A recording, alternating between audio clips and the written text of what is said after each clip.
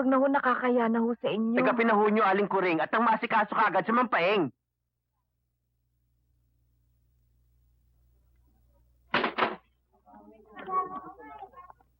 Dok, meron ho kaming 400.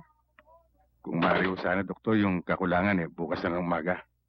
Naku hindi po pwede. Hindi tayo pwede magtawaran dito. Ospital ito hindi palengke. Tanggapin na ho nyo to.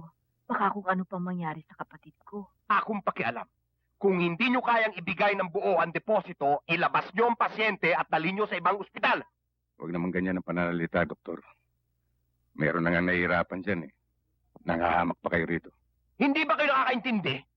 May patakaran kami sa ospital na ito. Walang deposito, walang serbisyo!